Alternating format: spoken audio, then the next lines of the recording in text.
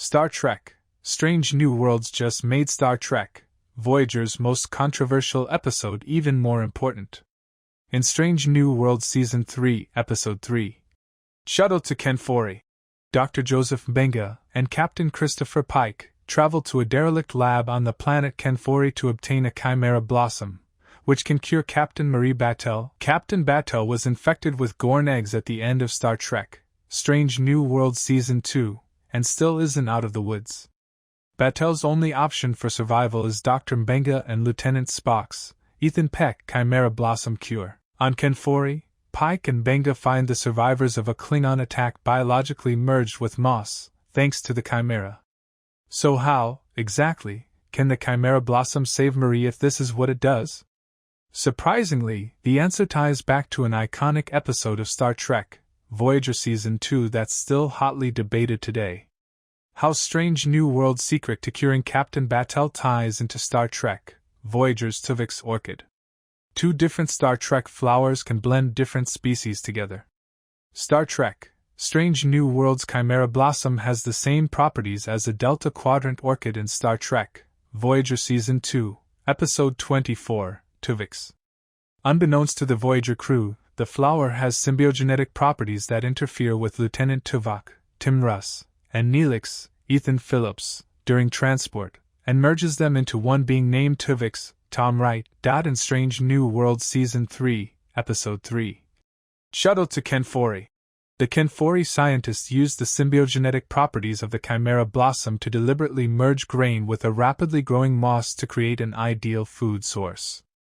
Once the Klingon attacked, all precautions were ignored, and the Chimera bioagent merged the moss with scientists and warriors.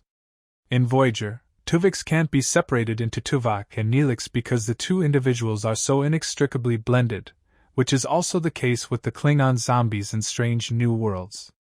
Because the Chimera Blossom operates just like Voyager's Tuvix orchid, it will merge Battelle with the Gorn embryo inside her, with Captain Battelle becoming a human/Gorn hybrid.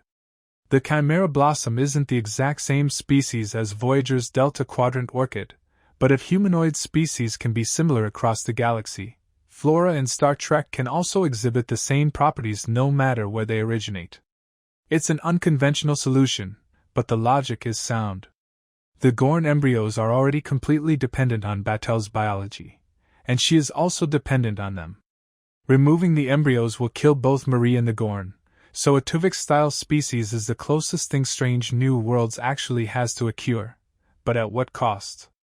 Captain Battelle's Chimera Blossom cure creates controversy in Strange New Worlds. Captain Pike is against blending Marie with the Gorn. Captain Pike and Captain Battelle in sickbay in Star Trek: Strange New Worlds Season 3 Shuttle to Kenfori. The unconventional cure using the Chimera Blossom is just as controversial to Star Trek: Strange New Worlds characters as separating Tuvok and Neelix was in Star Trek: Voyager.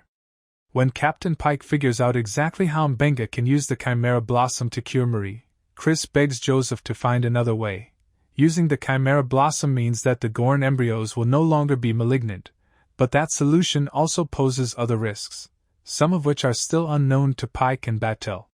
Spock mind-melded with Battelle to help ease her pain, but found that the Gorn inside her was also part of the meld, suggesting the embryo is already sentient. The organism that comes out of the procedure won't be the same Marie Battelle that she is now. When Captain Battelle undergoes Mbenga and Spock's Chimera Blossom cure, there's a strong chance that the organism that comes out of the procedure won't be the same Marie Battelle that she is now.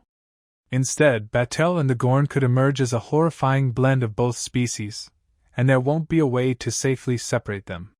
Star Trek: Strange New Worlds tosses in a Star Trek: Voyager, Tuvix Easter egg when Martin Quinn Scotty offhandedly comments that he hopes he doesn't mix up the Captain and Mbenga during transport.